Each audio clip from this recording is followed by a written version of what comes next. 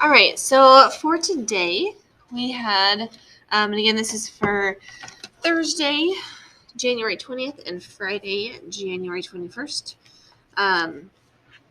But for today, we ended up doing a new mentor text, and it is from the book Glitter Gets Everywhere. And so this is a chapter 1. I know Mrs. Othot read part of this book to you as well. But we're going to kind of go through this because with fiction stories, we have been working with finding the characters, the setting, conflict, and themes. We've been doing this kind of stuff with it. So we're going to see how we can do that with an actual part of a book that we can go through. Because this is only chapter 1, though, we're really going to focus on the characters and the setting. It may kind of touch on the conflict, but we're going to kind of go through this. So I'm going to read this to you. And then on a separate sheet of paper, or if you have your sandbox, we are going to take some notes, which I'll show you here in a little bit as well. But I'm going to go ahead and read this for you. Okay? All right. I can't decide if today is the second or third worst day of my life. Perhaps 10:30 in the morning is too early to tell. It is the most terrible Friday and the saddest rainy day ever. The absolute worst day of my life was an inappropriately sunny Tuesday earlier this week. I know that for sure. The other contender for second place was the day a few months ago when I fully understood the unbearable truth of what was going to happen. Okay, so in your brain you should be thinking, well, what is happening? Because for it to sound like that, it's obviously a really, really bad day. So in my brain, I am thinking, what is happening? Okay, so, all right. The London street below my window is wet, gray, and deserted on this March morning. I check the faro and ball color chart taped to my wall. There are hundreds of different colors of paint, and 55 of them are shades of white and cream. My eyes search for the perfect match until they land on color number 272, plummet. How perfect, as I have plummeted here to land at my window seat. Okay, so plummet or plummeted, it just means that you fall. It just happens super, super quick. That's essentially what's happening. So for it to match up to that same color is interesting. Okay, the fall was so fast that my stomach is in my throat and my ears hurt. The cherry trees on our street are finally blooming, their flowers arriving just in time to say hello and goodbye to Mom. All right, so as a class, we kind of decided that maybe Mom is dying or has died. Okay, their pale pink blossoms, color number 245, Middleton pink, are lapping up the rain. If it weren't raining, I'd like to go to the park with my best friend Jessica, but she'll be at school today along with everyone else. I wish that I was there, sitting at my desk next to her, while we try to conjugate French verbs under the watchful eye of Madame Olivier. Jessica's mom is coming today, but she said that Jess is far too young, Kitty dear, even though she's the same age as me. When Jessica left yesterday, she squeezed my hand so tightly that her nails left little crescent moon-shaped indents in my skin, which were still there when I went to bed. Mom always smiled on rainy days like this one, closing her eyes and tilting her face to the heavens. She hardly ever used an umbrella, preferring instead to wear a sky-blue raincoat with a hood that was forever blowing down. Mom said that the rain is like a beauty treatment from nature, so why would you want to cover your face? Dad would mutter that it was a nice weather for ducks and grab his enormous black umbrella, determination to stay dry, between home, train station, and office, written on his face. Dad hasn't been to work for nearly 2 weeks now. I don't usually like the rain, but today, this endless London drizzle suits me just fine. My sister Imogen said that when the weather reflects a character's mood in a book or poem, it's called pathetic fallacy or something like that. She's 13 and knows everything, or thinks she does. I'm 10 and know that I don't. According to Imogen, when I'm her age, I still won't know the things that she knows because she got the looks and the brains in the family. When I asked Mom what I got, she smiled at me. Kitty, you have your own looks and brains. No better or worse than your sister. Just perfect for you. Well, that was definitely a lie, because it's a fact that Imogen is prettier than me, and everyone knows it. I have a bump on my nose, and everyone asked how often I broke it. I didn't. Imogen's nose is perfect. Dad said the physical perfection can lack character. But he was just saying that, A, to make me feel better, and B, because his nose is identical to mine. Imogene has long, silky, honey-colored hair and bright blue eyes, just like Mom's. Her hair hangs to the middle of her back, covering her bra strap. Okay, so what we ended up doing in class, and I'm not done because there's stuff on the back as well, but some things that we kind of know here, and this is something that you're going to want to write on a piece of paper. So if you have your notebook, awesome. If you don't, you can, excuse me, blowing my nose, excuse me. Okay. Anyways, on a separate sheet of paper, it's kind of like, this is what your brain should be doing. You should be like, okay, well, here's the setting. The setting is it's taking place in London. They're at their house. Different characters that have been introduced. We have Kitty, we have Dad, we have Imogene. We know that these two are sisters. We know that Dad hasn't been at work. We know Kitty's sad. We know that she's 10. She's plain. That's how she's going to describe herself. Imogene, her sister, is 13. She's pretty and smart. And then we have some questions and kind of some information that we're looking at. Okay, so you'll need to write this down. I will show you this whole page after I get done reading the rest of the mentor text. All right, here we go. So again, this part right here is talking about Imogene. That's her sister. She looks as if she belongs in California with sun, surfers, and palm trees, rather in this leafy part of North London. Imogene is the beauty of the family, and I, while not quite the beast, am definitely the plain Jane. I have dull brown hair, cut neatly into a blunt chin-length bob, which the paint chart pronounces an exact match for color number 40, Mouse's back. My eyes are the same rodent color as my hair. I can run faster than my sister, though, and I'm going to be taller. I'm catching up already. I press my burning cheek against the cool window and study the street below. But there's nothing to see.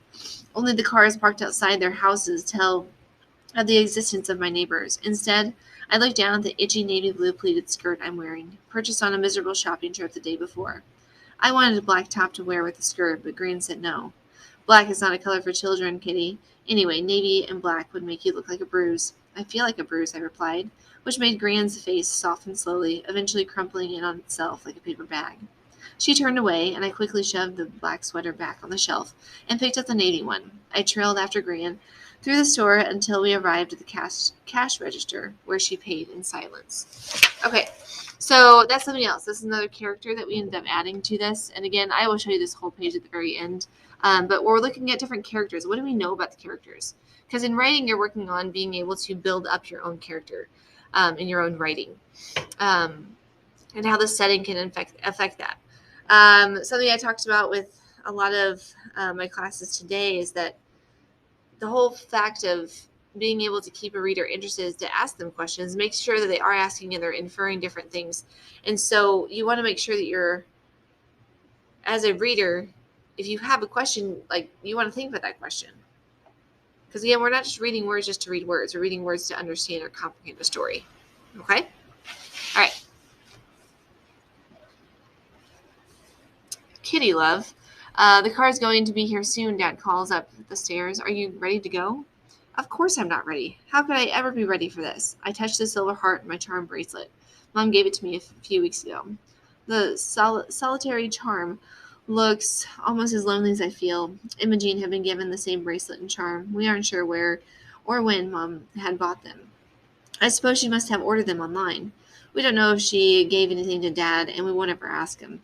There's so much we don't know. Mom also left a pile of letters in thick cream envelopes for Imogene and me to read on our next 3 birthdays. The envelopes are decorated with drawings of flowers, love hearts, and sunshines, with our name and age written in the middle in Mom's curly handwriting. 3 letters just aren't enough.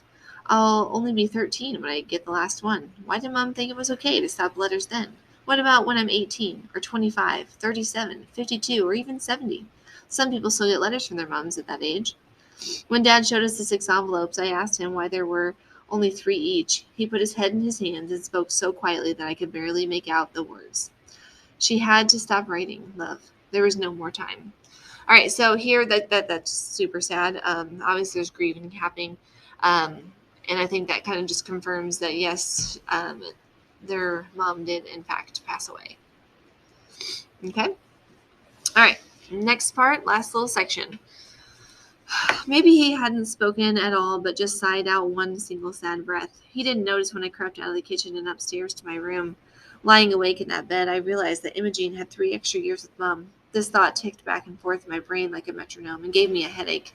It took me ages to get to sleep. Through the window, I see a large, glossy black car turning onto the street. It looks as if it might not fit, and it crosses my mind how awkward it would be if it scraped one of the neighbors' cars, setting off their alarm in a shrill wailing. It's a very posh car, much fancier than our old Volvo, which is parked forlornly outside. Mom had planned to get an environmentally friendlier car called the Prius, but that doesn't matter anymore. Nobody's going to care now about the carbon emissions of our old Volvo. This black shiny monster gliding toward my house is definitely not good for the environment, and Mum would hate it. I hope she isn't in a car like this one. She's probably already at church, waiting silently for us to arrive. So through this whole piece here, we're talking about this car that's kind of awkwardly long, that kind of stuff, and then it comes down to that she says it's a monster, and then she says she hopes her mom is not like one like this one. So that makes me think of a hearse. That's what they transport coffins in. That's why I put coffin here as well. So she's already at the church, is what she's saying. St. Stephen's Church is where Mom and Dad got married and where Imogene and I were christened. Imogene was a pink, frilly flower girl at their wedding. She apparently took ages to walk down the aisle because she was trying to do pointy ballet toes while she scattered clouds of rose petals.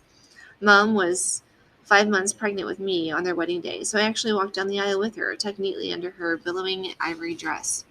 I've always wanted to be a real bridesmaid, but I don't care anymore. I wouldn't do it even now, even if someone asked me, and they probably will because everybody feels sorry for me. It's time to go. All right. So you should have some questions in your head as to what's kind of going on, how did she die, those kind of things. So these are the things that we came up in class. We just kind of talked about what we know about these different characters, what the setting is, that kind of thing. But then these questions and inferences, it's kind of interesting just to kind of keep those in your brain because it helps you to comprehend the piece. Okay, so you'll need to write this down and then take a picture of it and send it to me in the email. That way I have it so I know that you did it. The actual mentor text, you can get a copy of that when you get back to school. And that's kind of all we did with that. So if you need to pause and write this all down, that's fine. I'm going to go ahead and kind of keep going though because we have one more quick thing we're going to do. All right. So the next thing is that in your sandbox, and again, if you don't have it, that's fine. I'm going to show you what we've been doing though, so you can kind of see where we're at with that. Where is this at? I'm going to find it. But in class, we have been working on 8 different short stories, and we're focusing on those 4 separate things. So we have characters, setting, conflict, and theme. We did these 2 together in class. And then we ended up doing these in different classes, with a partner. So what you're going to do is you want to have a total of 8. Right now you should have 6. If you don't have 6, that's because you missed a day. If you're not really sure how many you have, that's fine. Just do 2 today.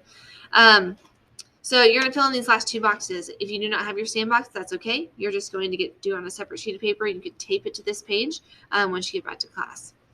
All right, so what you're going to do, you'll set it up the same way. You're still going to have your 4 boxes. You'll have characters, setting, conflict. Make sure you use the word but.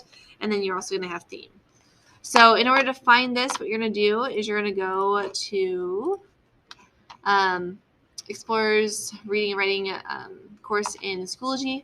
You're going to go to the gray folder. Click on that, and then it opens up that says Story Elements Practice. And when you click on that, it's going to open up and look like this. And it's going to give you directions on what to do. So essentially, you're doing 2. You're going to choose one storyline online, and you're going to talk to me and tell me who are the characters, what do you know about them, setting, conflict, make sure to use the word but, and then theme. Okay? And then you're going to choose one from the Pixar shorts. So you're going to have 2 more of these, and you're going to make sure they're written down like this. Now, when you get to the theme part, because again, on there it says theme, because you want to make sure that you do that. It says to use page 74 and 75 to help you. And so if you need that, what I'm going to do, and if you have to pause to see this for later, you can. But on page 74 and 75, there's different themes in case you get stuck. So I'm going to do this here so you can pause it. if you need to come back and see this. And then we also have page 75. Again, if you think that you may need this, you can always come back and hit pause. You can kind of see different types of themes if you needed. Okay? All right. After you get done doing that, you're going to take a picture of the 2 things that you have completed, and you're going to send them to me in an email, so that way I know that you did them, so you can get credit for that. Otherwise, that's kind of all we did. We finished up, so we have a total of 8 of these, and then we did that mentor text, which we kind of did this similar idea with that. Outside of that, you're going to read for about 25 to 30 minutes, and then that's all I have for you. All right. I look forward to seeing your emails with your pictures of what you completed.